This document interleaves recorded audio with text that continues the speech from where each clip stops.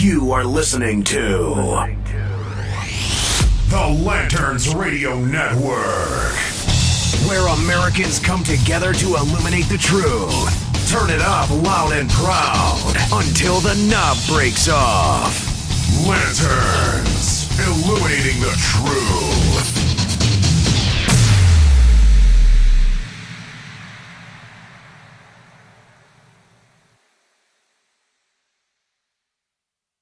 Last week, we talked about the fundamental transformation of America towards the end of the show. The fundamental transformation of America. You know, the one Barack Obama talked about in 2008. Well, it happened. It's here. We're living it. And it's only going to get worse from this point on. In the streets, you see protesters dragging people out of their cars if they voted for Donald Trump, or kidnapping people, or streaming it live on Facebook, or maybe it's just a simple disagreement over Facebook that destroys the ties of friendship forever. We're more divided as a country right now than I think we have ever been in my lifetime.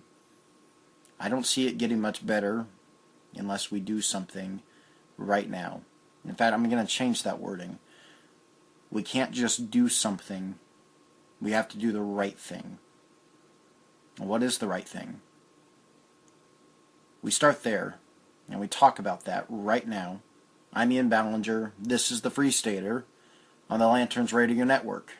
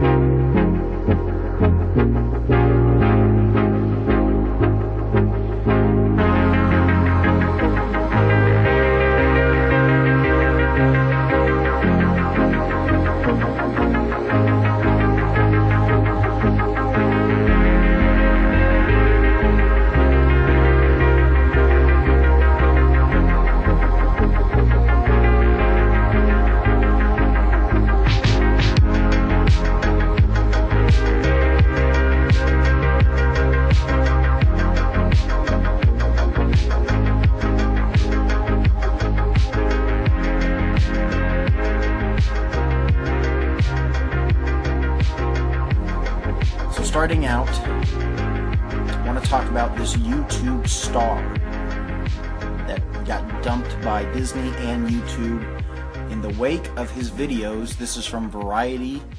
In the wake of his videos he created that were criticized for being anti-Semitic. Came as no surprise.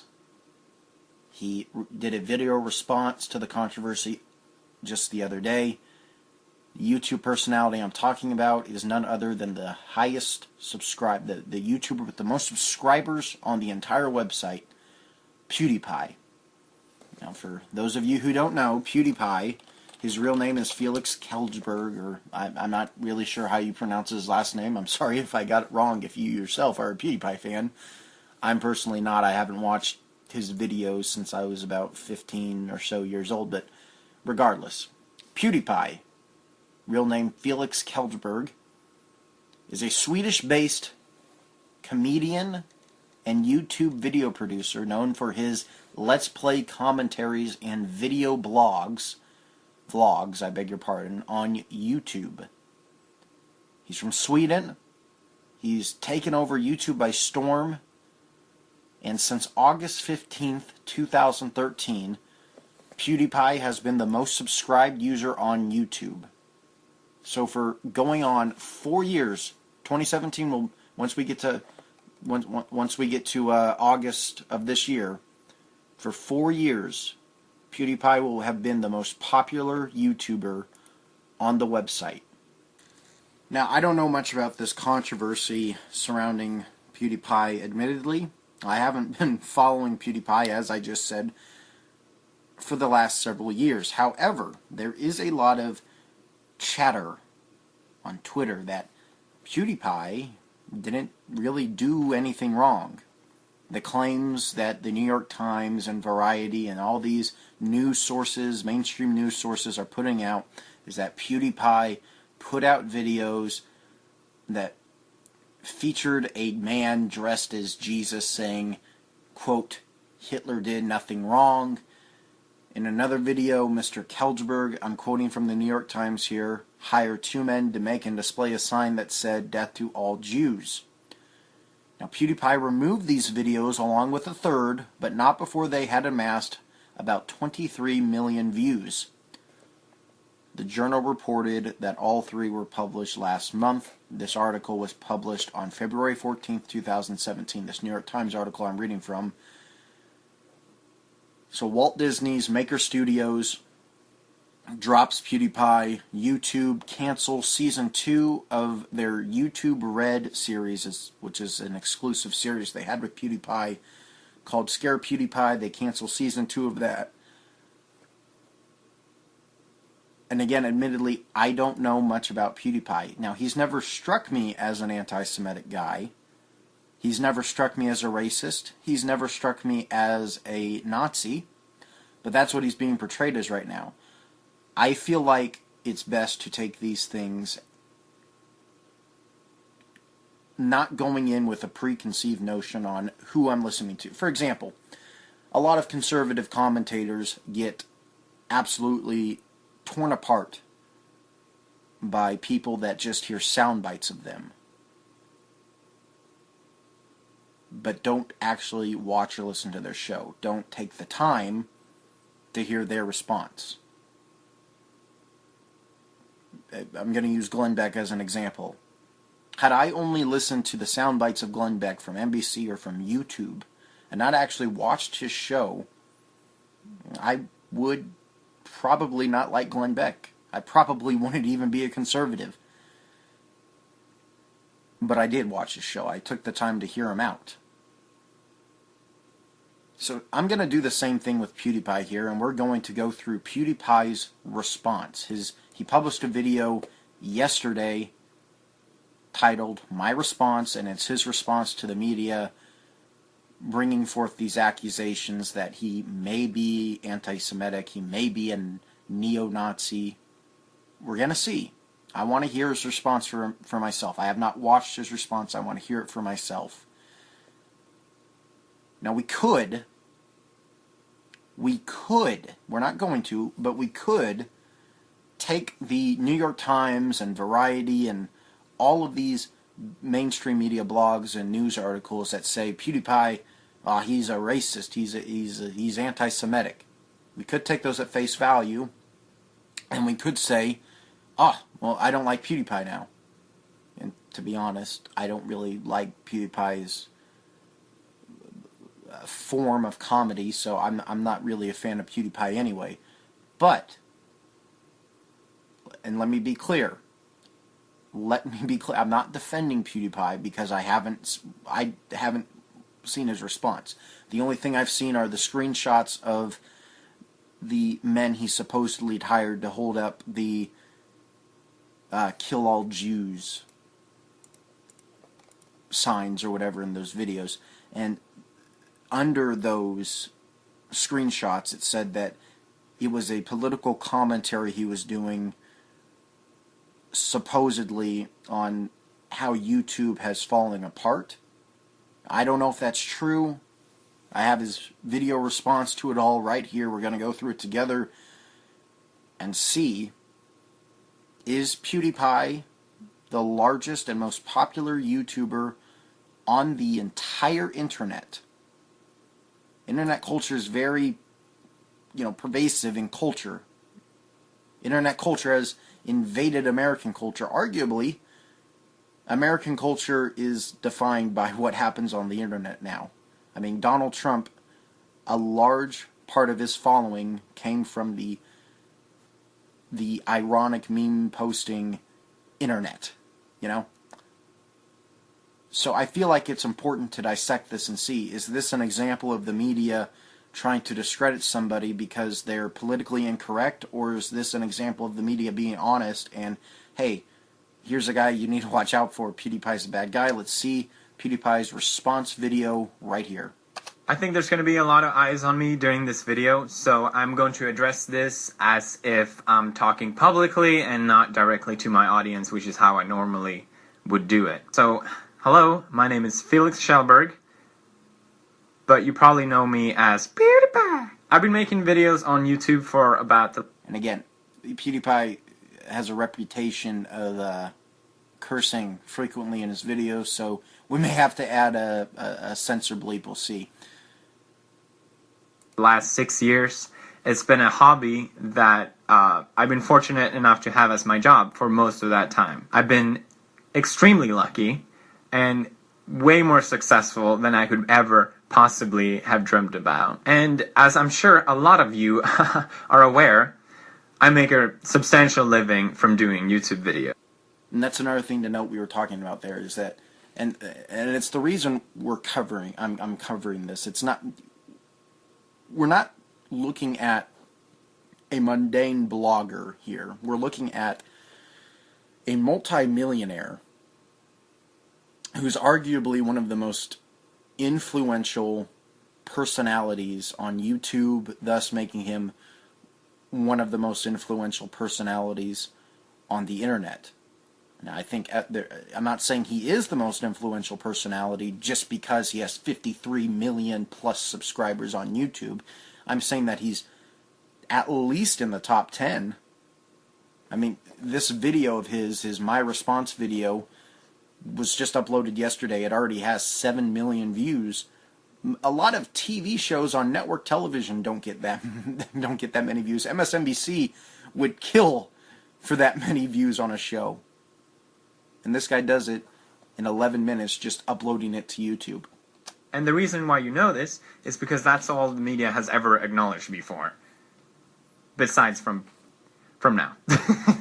I think most internet personalities can agree with me that the media generally doesn't like us very much. Variety, for example, posted in 2013, "If PewDiePie is YouTube's top talent, we are all doomed." That was sort of my introduction to the media. This is in 2013. And although I don't think I understood it at the time, I think what this article shows more than anything, old school media does not like internet personalities because they're scared of us. Yeah, see, we were literally just talking about that right there. He's absolutely right. Old media is scared of new media because new media is able to kick old media to the curb because it is personable. Because the personalities are just your average everyday Joes that can take their iPhone, set it up, record themselves, kind of like I'm doing right now, except Lanterns has been generous enough to give me a platform. Old media is scared of new media, and that's why you see the rise of this whole fake news crusade that mainstream old media is trying to go after people for. We have so much influence and such a large voice, and I don't think they understand it, and that's why. And to be honest, it's part of the reason I think, not to get off on a bunny trail, it's part of the reason I think that Donald Trump won and Hillary Clinton lost in fantastic fashion. The old media did not expect Donald Trump to win.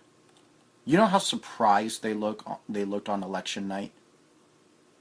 Everyone thought Hillary Clinton was going to absolutely destroy Donald Trump. Everyone that watches old media did.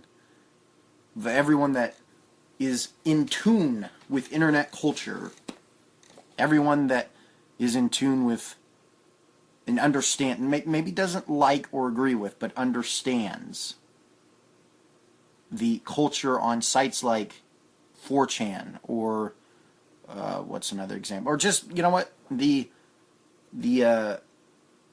quote-unquote shit posters on Twitter and Facebook and all these places. Well, they knew Donald Trump was going to win because they're in tune with culture. Old media is not in tune with culture, and they're scared that they're being absolutely dominated by a guy named PewDiePie. Keep this approach to us. I actually did an interview in 2014 with the Wall Street Journal, and before then I didn't really do interviews because of this. But I thought, hey, Wall Street Journal, that's a well-respected news outlet. That would be a great way for people to finally hear about my story. And maybe I'm a little biased, but I think my story is kind of interesting. You know, I'm completely self-made, and I managed to become really successful. And I thought, hey, maybe that's something worth celebrating, but no. It always just comes back to the money. Which is funny, because that's something I've never showed in anyone's faces. It's people shoving their faces in mine. I never flaunted with any of it, because I have generally very little interest of it. And there you go. That's the title. Wall Street Journal, YouTube's biggest draw plays games, earns $4 million a year. Money is really all I've ever been acknowledged for. And I'm not saying this to put me on a pedestal, I'm just saying this to show an example. But I literally raised millions of dollars to charities. That's rarely ever spoken about. Now, over the years of me doing YouTube... you know, and again, I'm not a huge fan of PewDiePie at all. I kind of think his comedic style is kind of annoying. But that doesn't mean that he's not good at what he does, because a lot of people still find him funny, and assuming that his justification for his videos here is reasonable and he's not actually a Nazi, he seems like a very generous person, because he does do a lot of these charity drives and charity events. We'll see, though. We're only a couple minutes into the video. And he does make a good point in that since 2013, when he did kind of become the driving force behind YouTube commentators and personalities, he has kind of been demonized by the media because, oh, you're telling me this guy makes $4 million just playing video games? You know, that's not all he does. He's a comedian. He's a commentator, a cultural commentator, if you will. He just does it in a way that you, the old media, don't understand. I become less and less tolerant of the media and what they're saying. If there's anything I learned about the media from being a public figure, is how they blatantly misrepresent people for their own personal gain. Well, isn't that the truth? Conservatives have a lot of experience in that.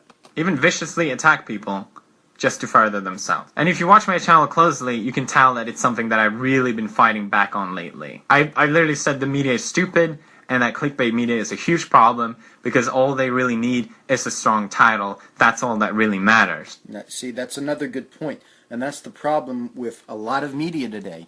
People will just read a title. People see a headline, PewDiePie, Nazi. The words PewDiePie, Nazi together, PewDiePie's career is ruined. I'm not saying it is ruined. I'm just saying people don't take the time to read the body of an article.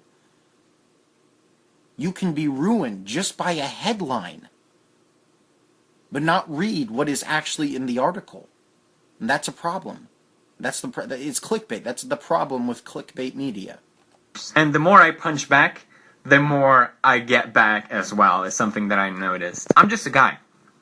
It's literally just me. There's not a producer out there hiding behind the wall. There's no writer. There's no camera guy. So what am I supposed to do about this? Well, I make fun of it. This year, I said to myself I was going to be more honest. I'm not going to keep smiling to the media. I'm going to be more open about things. And I knew there was going to be a price to pay for that. I thought, you know what? It's worth it. I've been successful. I can take it. And here we are. Here we are.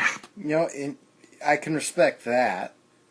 Again, we're only a few minutes into the video here, but I can respect that. Not caring what criticism you get and just doing your own thing. I can totally respect that as somebody that thinks of themselves as a creative type myself. Disney severs ties with YouTube star PewDiePie after anti-Semitic post. Now, basically, I'm sure as you already know, the article came out from the Wall Street Journal, basically accusing me of being an anti-Semite. I want to address the biggest issue first, which I think is the whole guys holding up the sign thing. I'm sure you've seen it. Okay, and he's referencing the screenshot of a video he either still has or once had on his YouTube account of two men holding up a sign that said "Death to all Jews" or "Kill all Jews" or something like that. That's the sign he's referencing here. It's been everywhere. A lot of people love the video. and a lot of people didn't. And it's almost like two generations of people arguing whether this is okay or not. But regardless of that, I just wanted to reiterate that my intention was to show how stupid the website is and how far you can push it by paying $5. I'm sorry for the words that I used, as I know they offended people, and I admit that the joke itself went too far. I do strongly believe that you can joke about anything, but I also believe that there's a right way and not the best way to joke about things, and I love to push boundaries, but I would consider myself a rookie comedian, and I've definitely made mistakes like this before, but it's always been a growing and learning experience for me, and it's something that I actually learned to really appreciate, and I think this whole situation has definitely been that for me, and it's something that I'm going to keep in mind moving forward. So, Wall Street Journal, a well-known, respected news outlet, posted that I, during the past 6 months, have made 9 videos that have anti-Semitic messaging in it. I heard about this before the story came out, and I thought, this is absurd. Wait, sorry, was that Wall Street Journal or The Sun? I didn't quite get that. How is this news? This is insane. So basically, they went to the biggest brands that I work with, Disney and YouTube, and they pushed them to the corner and said, hey, what do you think about this? And if you want to be fair, that's a lot of pressure on Disney and YouTube. Disney, Walt Disney Company, huge company. YouTube, owned by Google, arguably the most influential company in the world. A lot of pressure on this one guy from Sweden. Again, not really sure what to think yet. We're halfway through the video. Let's keep it going. Hear him out. Hate? Look at this. This is bad. Obviously cornering them, forcing them to sever their ties with me. I fully understand that. And I don't want people to think that, oh, I can joke about whatever I want. It doesn't have to affect me. I'm PewDiePie. I understand that these things have consequences. This video is not me trying to justify that. Here's the thing though. They don't call it jokes. They call it posts. I made a point that the media takes what I say out of context. They take that and put it out of context to use against me and to portray me as a Nazi. They used another video where I joke that the YouTube Heroes program is seen basically like a Nazi scheme, where I look at a Hitler speech, and they use that as proof that I'm a Nazi or anti-Semite. I'm not kidding. They used even me pointing my arm like this. Technically, they can use this as evidence as well. He's doing the Heil Hitler salute. Continue. Because that's what they did. I'm not joking. The Wall Street Journal did this. And he was using, again, he was doing it as an example, just to let you know, he's not actually Sig Heiling anyway. It's the most absurd thing I've ever heard. Like, maybe the Sun. I can understand. There is more. They took another video where I explain how the media is taking everything I say and do out of context, and how damaging that is. You know, I hate to cut him off again, but like here he makes a good point here. The YouTube Heroes program is honestly the most odd thing I think Google could have done. I'm not outraged by it. I mean, YouTube is, you know, it's Google's thing. They can do whatever they want with their own company. I understand that. But I don't understand it. Like, I understand that they can do whatever they want, but I don't understand why they would do it. When YouTube started back in 2005, I think that's when it started, right? I want to check. I don't want to get anything wrong. I know people freak out when you get something wrong on the internet. Okay, 2005. In San Mateo, California. Okay. When YouTube started back in 2005, up until about 2010, it might have been sort of a rebirth, sort of renaissance period for the internet. Anyone could upload something to the internet. No, like, very little censorship, if any. I don't think there was much controversy with censorship back when YouTube actually first started. Anyone could start their own show. Anyone could upload something. The rating system was great. It was an extremely innovative site up until about 2010, and then Google kind of started to. They bought it a couple years before, but up until about 2010, Google kind of started to get their grubby little fingers in it and kind of starting to pervert it into something that it wasn't. They have every right to do that. But just in my opinion, as somebody that was big into YouTube culture and YouTubing back in 2010, I kind of feel like YouTube kind of destroyed itself. Google kind of destroyed YouTube in the sense that they're more interested in being politically correct, they're more interested in appealing to social justice warrior culture, and they're more interested in censorship than they are being a platform for content creators to put out whatever content they want. Here's the thing. The YouTube Heroes program that PewDiePie mentions here, it's the stupidest thing I've ever heard. I'm just going to straight out say it. It's the stupidest thing I've ever heard. Here's a description of the YouTube Heroes program from knowyourmeme.com. YouTube Heroes is a program introduced by YouTube offering rewards and incentives to users who contribute to the site by providing subtitles to videos, so far so good, moderating comments, and don't like that, and reporting videos for violating the site's terms of service, really don't like that. The program was met with large backlash from content creators and the YouTube community who predicted that rewarding users for mass flagging videos would promote censorship and lead to false strikes against videos and channel takedowns, and that's kind of what happened. So, YouTube introduced the YouTube Heroes program with a video titled Getting Started with YouTube Heroes. And again, this is from knowyourmeme.com. Within 72 hours, the video gathered upwards of 1.2 million views, 411,000 dislike ratings, and 7,100 like ratings. Comments on the video were disabled by YouTube, so there's a form of censorship by YouTube themselves. I mean, you have your audience, your users trying to voice to you, and this is terrible. You're promoting censorship, and YouTube just silences them. Let's continue. And then they took the last part of that, which was a joke where I dressed up in a soldier outfit, and again, looking at Hitler's speech. They took that part. They ignored the whole part about me talking about context, and they took that part and put it out of context. They took parts where in my game other people created swastikas, and my title of that video is Stop Doing This. Stop doing this. That's basically what I said. Stop making swastikas in my game. They took that as evidence against me. This whole thing is not a post. It was an attack towards me.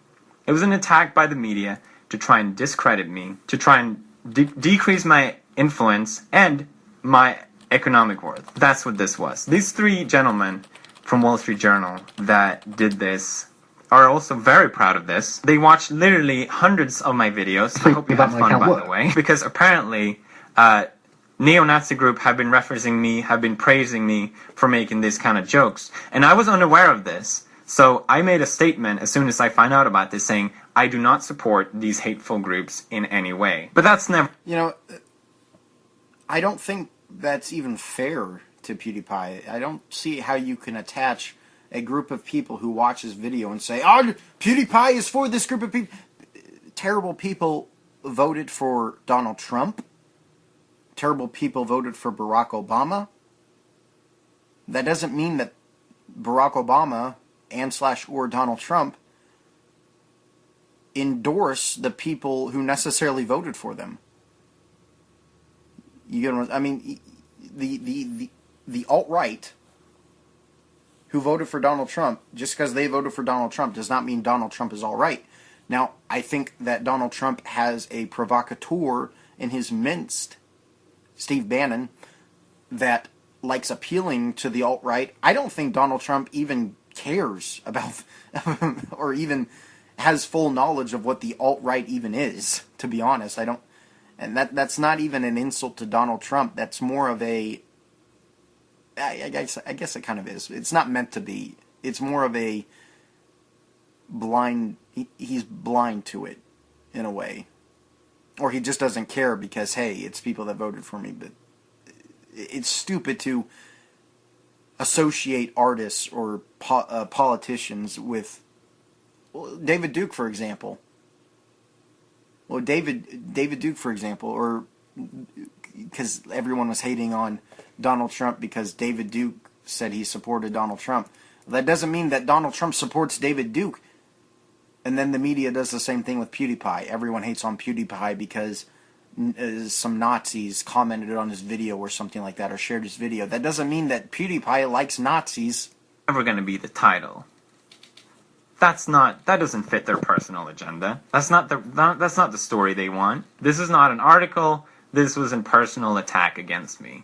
It is so clear. This form of cherry picking just shows it so clearly to me. So what have I done to deserve this? I made some jokes that people don't like. And you know what? If people don't like my jokes, I fully respect that. I fully understand that. I acknowledge that I took things too far, and that's something I definitely will keep in mind moving forward. But the reaction and the outrage has been nothing but insanity. J.K. Rowling is apparently not a fan of me. Again, it's fine to not agree with someone's sense of humor, but calling me a fascist, how is that helping anyone? Some people have been saying that these jokes are normalizing hatred. Regardless if that's true or not, spoilers, it's not. Unless there's 53 million Nazis watching me for some reason. A personal attack like this to portray me as anti-Semitic is doing no one a favor. You're targeting some Swedish guy that tries to be funny. Most of the time, it doesn't really go well. Very offensive. And see, that's the thing about PewDiePie, right? He's a comedian, and it's that kind of ironic humor that people like, you know. And it doesn't necessarily mean I think he's good at it, but if he's into that self-deprecating kind of humor, and if he's into offensive humor, there's a lot of comedians that are into that sort of thing. There's an audience for that. Obviously, PewDiePie is not anti-Semitic. Obviously, he's not a fascist. In fact, dare I say it, the people that want to shut him down, take his voice away, flag his videos, just because you disagree with him, that is kind of fascist in of itself. The YouTube Hero program that they've introduced is sort of fascist in itself because of the way users abuse it to mass flag and mass report these videos they don't like and get them removed because YouTube doesn't actually probably even review them. Now that's what they do.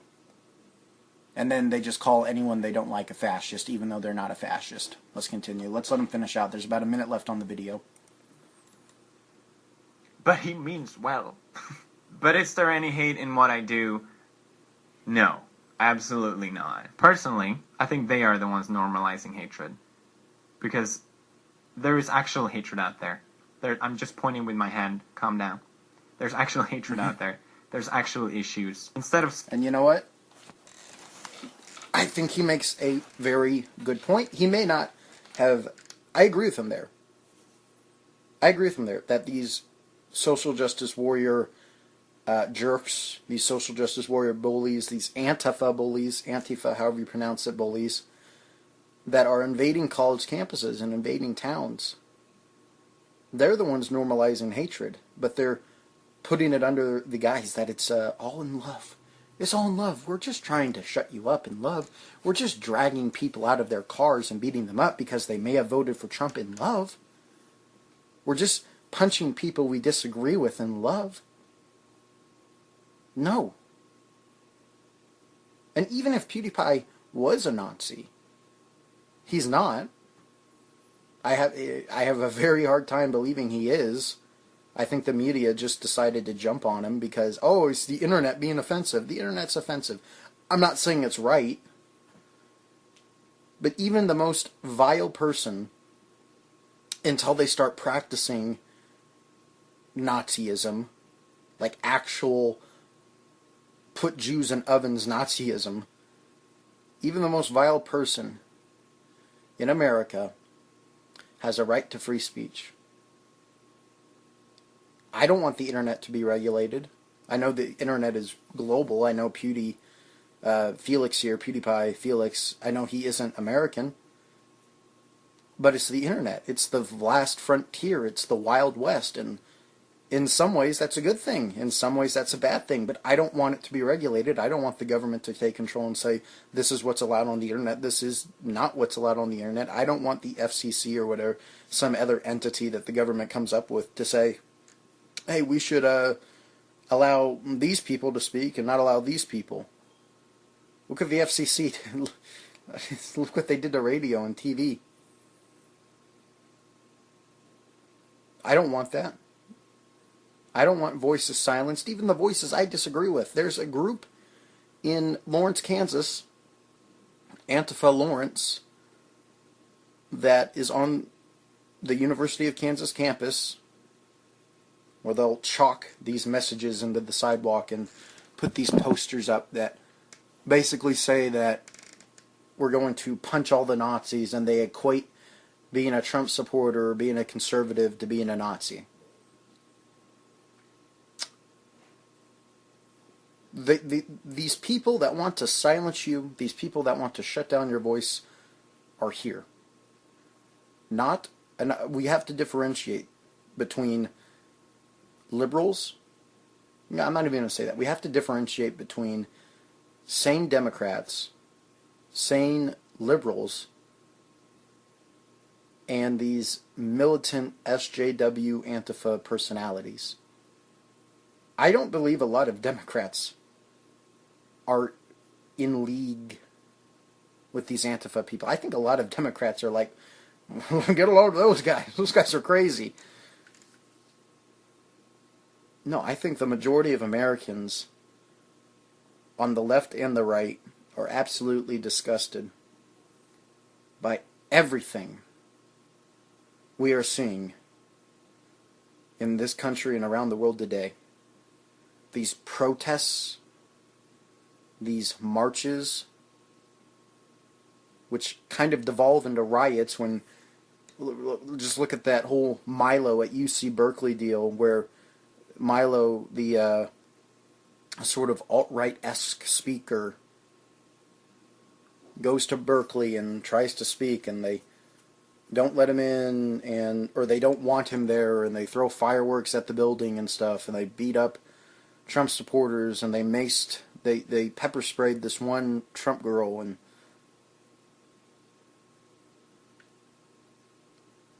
I would like to sort of extend an olive branch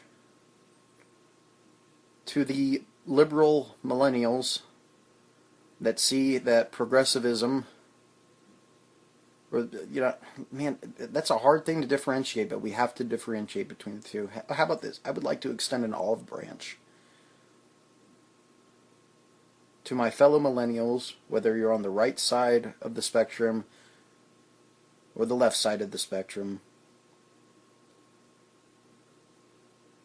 Let's get back to sanity. Let's unite on the principles we can agree on, and let's unite against groups like Antifa and these social justice warrior bullies. I know that you don't want to see America destroyed. I know that you don't want to see people's free speech silenced. There's so much more. I want to believe that there's so much more that we agree on that can get this country back on the track to constitutionalism than we disagree on. I may be wrong.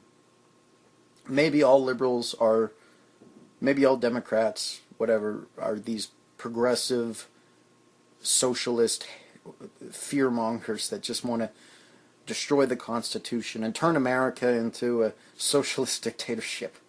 Maybe.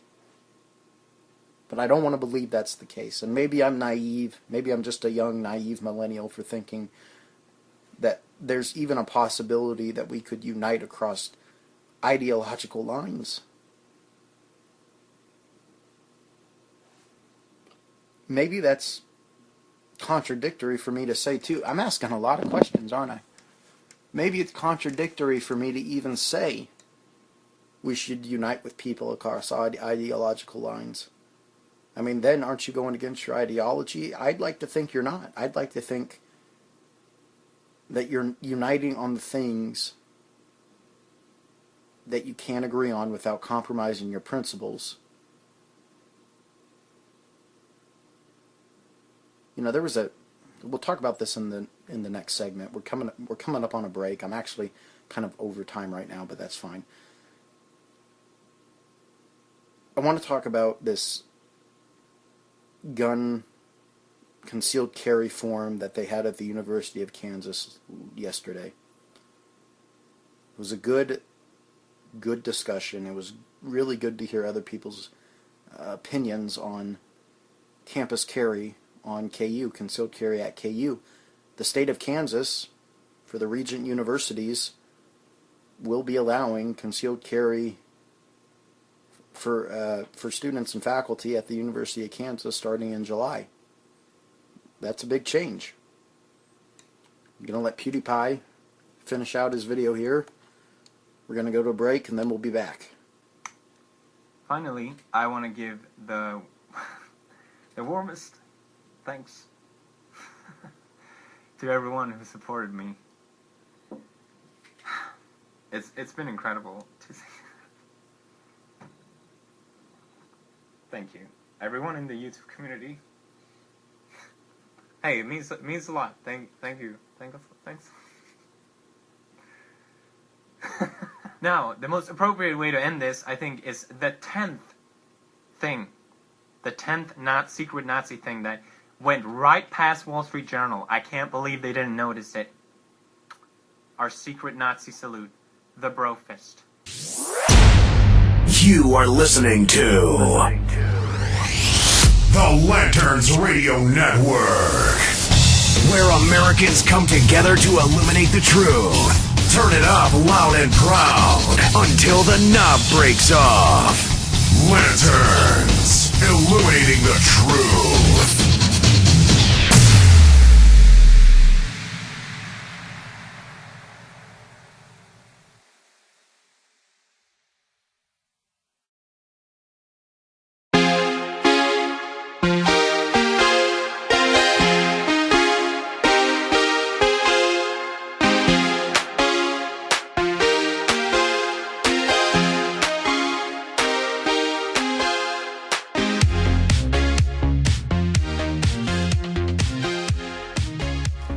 Back from the break.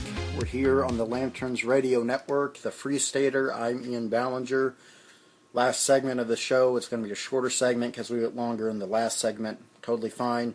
I just want to talk about a couple things. First of all, we had another YouTuber kind of get attacked by the media and by the Twitterverse, basically for just speaking his mind.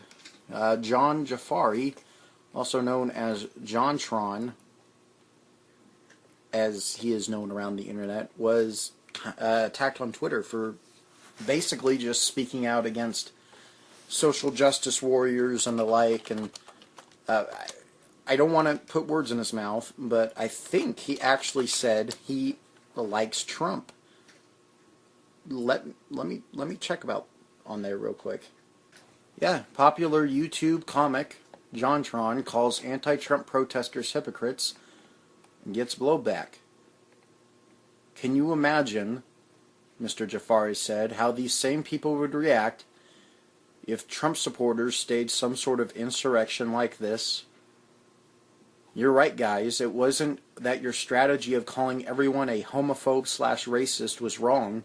You need to double down now, he was obviously saying sarcastically. He said that on November 13th of 2016, just a few days after Trump won the election. I remember that too. I gained new respect for JonTron after seeing that. For those of you who don't know, he's a YouTube commentator, sort of like PewDiePie, against the militant left. and basically saying, you guys are kind of making asses out of yourselves right now. Just get yourself together. You lost because your candidate was bad. You lost because Hillary Clinton was a terrible candidate. There's no other way to say it. I keep stuttering because I'm trying to think of a more eloquent way to say it, but there's no other way to say it. The Democrats lost because Hillary Clinton was the worst presidential candidate ever. Why is that?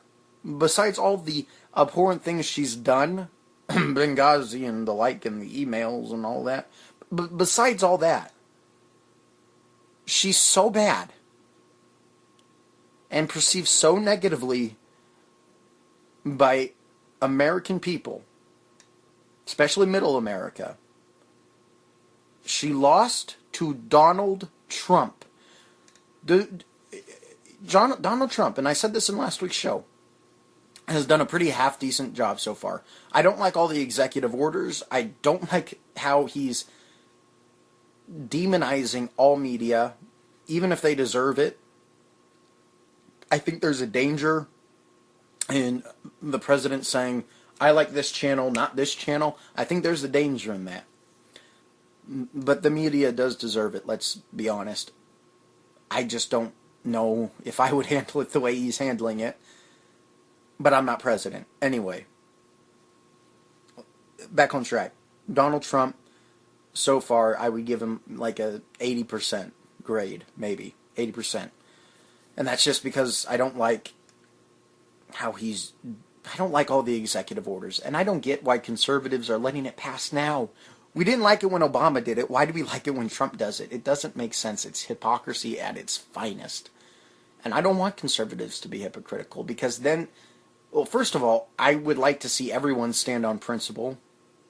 And second of all, because it gives our progressive brethren across the aisle a lot of ammo. That's obviously lower on the priority poll there. The highest priority is that I just want conservatives to be principled. I want people to say, yes, constitutionalism, that's where we're supposed to be. Not nationalism, not behind a candidate or a party. But that's where we're at right now, unfortunately. Some good may come from it. Some good arguably has come from it. General Mattis is an incredible guy. But there's a lot of bad in it too. There's a lot of bad in it too. Executive orders among them. The whole maternity leave thing among them. The whole iffiness on repealing Obamacare among them. Trump being for universal health care among them.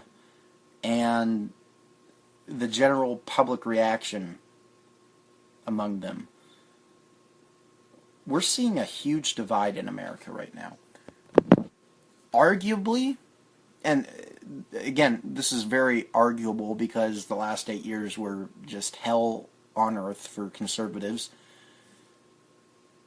But I think right now, we might be more divided as a nation than we were over the last 8 years.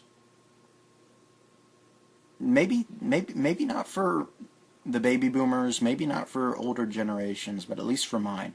I'm speaking from a millennial's viewpoint. I'm speaking from a college kid's viewpoint. You have to understand this.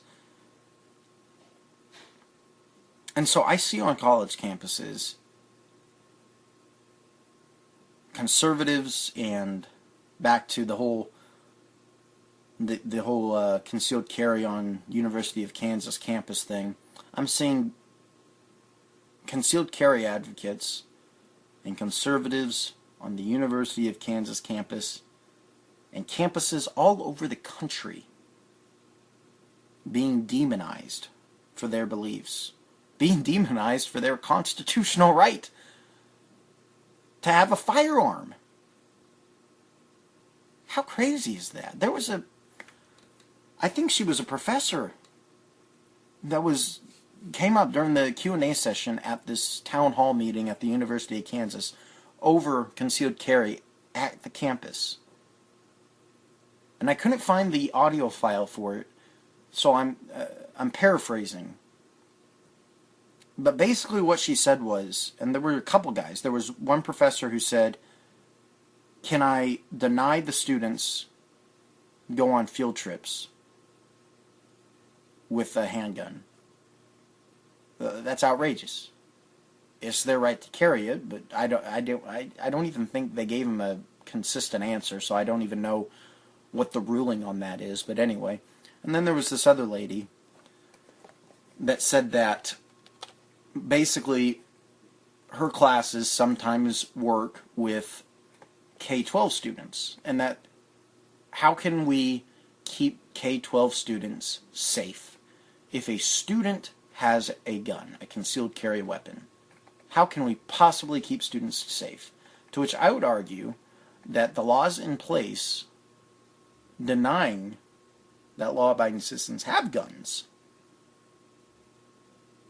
wouldn't necessarily protect students anyway, those K-12 students anyway. Even so, why am I,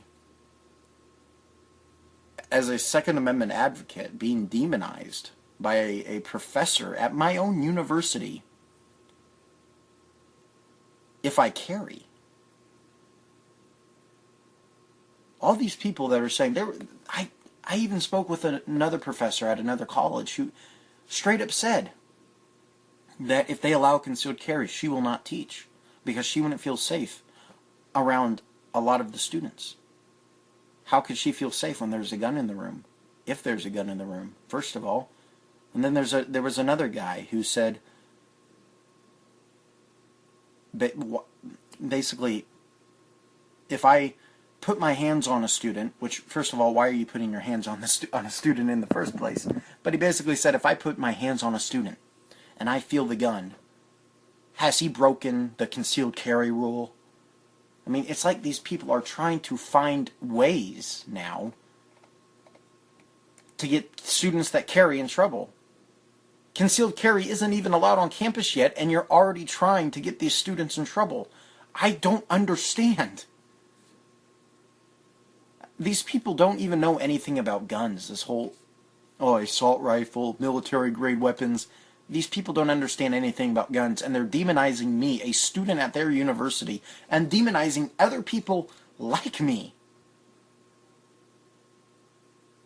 because I choose to support the Second Amendment and because I'm going to choose to carry. Because I'm going to choose to exercise my rights in the state of Kansas. There was another lady, Megan Jones, who, and I don't want to misquote her, I don't want to, gosh, we only have about a minute left, I don't want to misquote her, and I don't want to get her title wrong, so I'm going to find her real quick. Let's see if I can find her. Megan Jones. Megan Jones. See if I can find her real quick. On Twitter, I had her thing screenshotted. Let's see. So her profile claims she's part of the Kansas legislature. Don't know if that's true. She asked on Twitter, can I fail a student for carrying a gun? Apparently not. Guns are apparently more valuable than life in Kansas. That's the most inane, ignorant statement I've ever heard. First of all, who advocates for failing a student just because they carry? Just because they exercise their rights? And second of all, other colleges and universities that allow, other states that allow their colleges and universities to have concealed carry on their campus haven't had the problems that a lot of these professors are bringing up. I'm tired of being demonized on my own college campus that I grew up around for being a conservative and for a Second Amendment supporter. That's all the time we have for today. This is the Free Stater. I'm Ian Ballinger on the Lanterns Radio Network.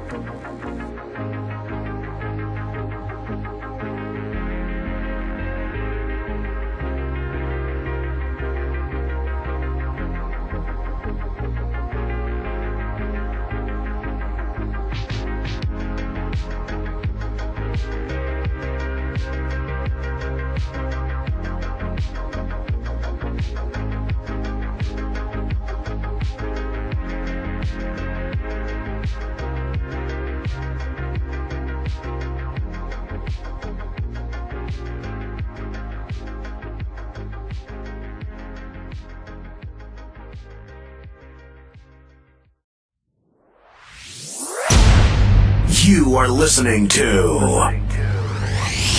the Lanterns Radio Network, where Americans come together to illuminate the truth. Turn it up loud and proud until the knob breaks off. Lanterns, illuminating the truth.